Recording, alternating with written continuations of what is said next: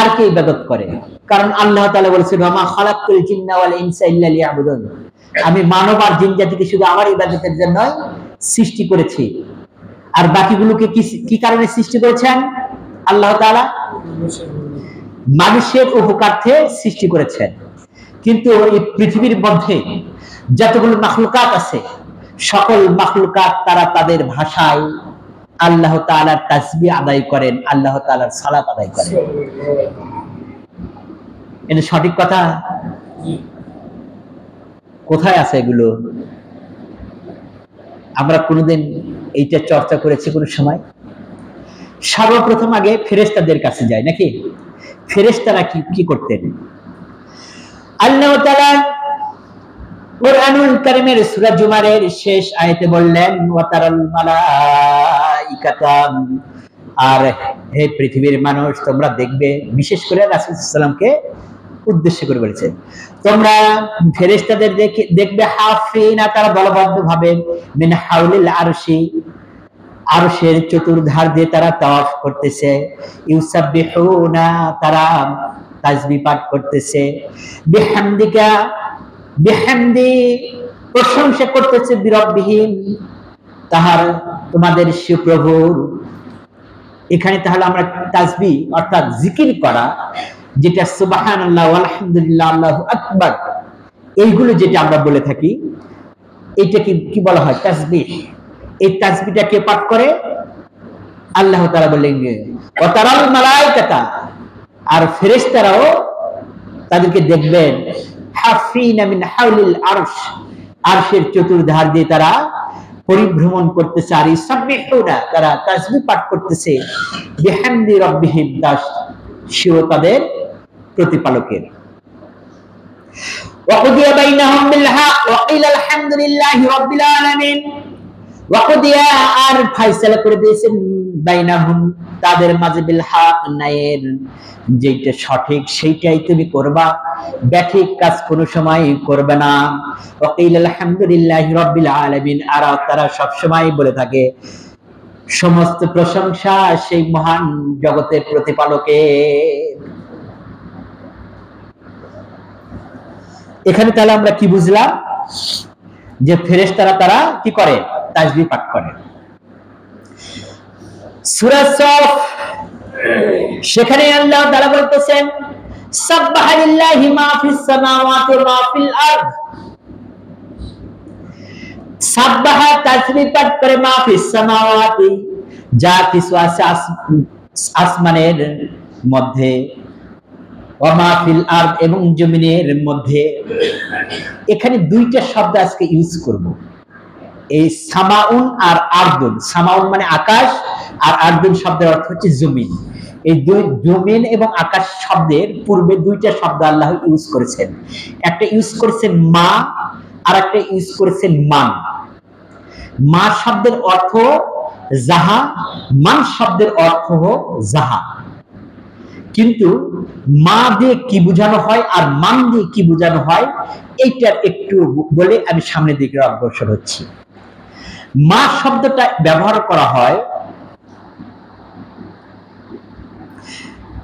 উকুল শব্দের অর্থ হলো জ্ঞান। জাবিল উকুল, জ্ঞান সম্পন্ন ব্যক্তি যারা আছে তাদেরকে, এবং গায়রে জাবিল উকুল, যারা জ্ঞান সম্পন্ন নয়, অর্থাৎ আকল, বিবেক যাকে বলা হয়, এই বিবেক সম্পন্ন লোক এবং বিবেক সম্পন্ন না, এই উভয় মাখলুকাত কে উদ্দেশ্য করে যখন বলা হয় তখন মা শব্দটা ব্যবহার করা হয়। আর মান শব্দটা শুধু যাদের বিবেক আছে এদেরকে খাস করে এই শব্দটা ব্যবহার করা হয়। এখানে আল্লাহ তাআলা বললেন সাব্বাহা লিল্লাহি মা ফিস সামাওয়াতি ওয়া মা ফিল আরদ, আসমান এবং জমিনের মধ্যে যাদের জ্ঞান আছে আর যাদের জ্ঞান নাই, অর্থাৎ যাদের বিবেক আছে যে এইটা হক এইটা হক না। বলুন তো, ছাগলের কোনো বিবেক আছে যে এটা আমার মুনিব আমাকে এত কিছু করায়, শুধু গলা থেকে তার দড়িটা রশিটা ছেড়ে দেন, আপনার যত সুন্দরী ফসল থাকুক ও দেখবে না যেটা আমার মুনিবে, ও খেয়ে নেবে। কিন্তু এতটুকু আছে যে সন্ধ্যা লাগলে সে বাসায় চলে আসবে। তো যাই হোক, মানুষদেরকে উদ্দেশ্য করলে মান শব্দটা সেখানে আল্লাহ তাআলা ব্যবহার করেন। তাহলে এখানে বললেন যে যা আসমান এবং জমিনের মধ্যে যা কিছু আছে সমস্ত কিছুই আল্লাহ তাআলার তাসবিহ পাঠ করে। এরপরেই সূরা সাফের পরে আছে সূরা জুমা, ইউসাব্বিহু লিল্লাহি মা ফিস সামাওয়াতি ওয়া মা ফিল আরদ।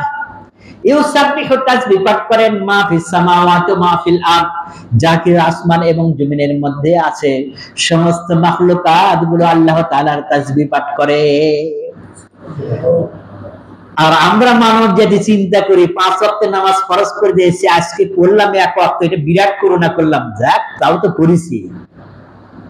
মনে হচ্ছে আল্লাহর তোমার ওই ইবাদতের জন্য আল্লাহ বসে আছেন, যে তুমি ইবাদত করলে আল্লাহর 1 র‍্যাঙ্ক উপর দিকে উঠবে, আর ইবাদত যদি তুমি না করো তাহলে 1 র‍্যাঙ্ক নিচে নামা যাবে না, তাই না? সত্য কথা। যাই হোক, আজকে একবার বললাম, বিরাট কাজ করেছে, একটা তো বলেছি, সবসময় তো মিথ্যাই কথা বলি। যাক, ভালো কাজ করলাম। আপনি আমি যা কিছু করি না কেন, আল্লাহ তাআলা বললেন কি ওয়াকুদিয়া বাইনাহুম বিল হক, আল্লাহ তাআলা ফয়সালা করে দিয়েছেন যে কার কোনটা সঠিক ন্যায় আদল সেটা তারা করবে।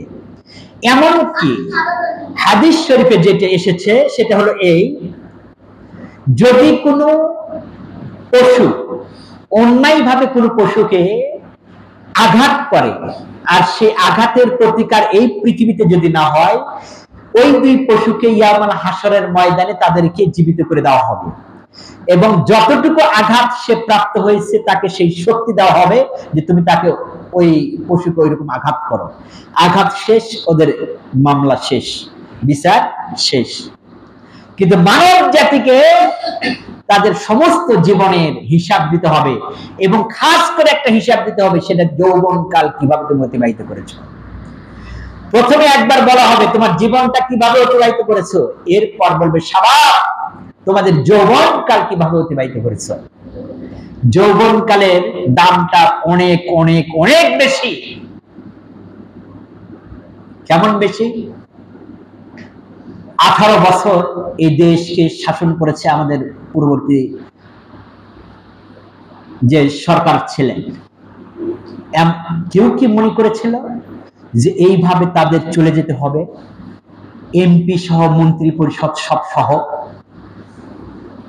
যুবক কেমন জিনিস, ছাত্র কেমন, শুধু ঢাকা থেকে জারি হলো, তাদের এই দেশে থাকা সম্ভব নয়। তার কাছ কি, ছাত্রদের কাছে কি কোনো অস্ত্র ছিল?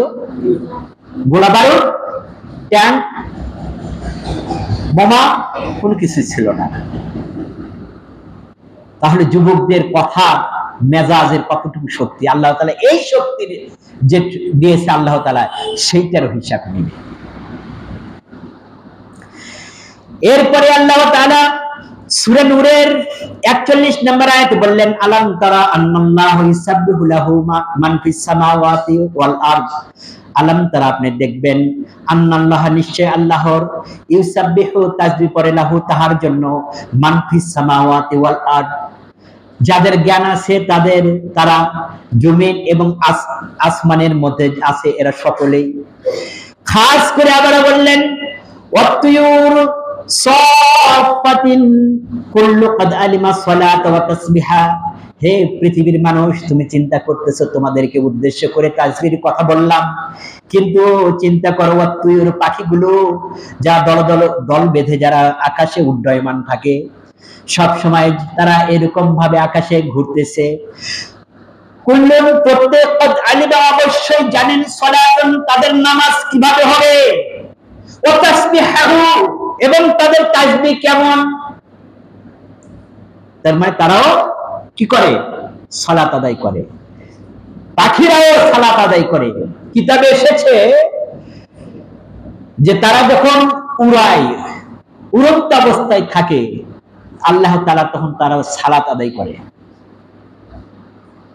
আর যখন কিচিরমিচির করে, আমরা কিচিরমিচির শব্দটা শুনি, আল্লাহ তাআলার সেই মাহবুব বান্দাগুলো বলেছেন যে এরা তখন আল্লাহর তাসবিহ পাঠ করে, সুবহানাল্লাহ। আমরা নামাজ আদায় করি আর মনে করি যে বিরাট বড় একটা দায়িত্ব দিয়ে দিয়েছে আল্লাহ, এত বড় বোঝা পালন করা যায়?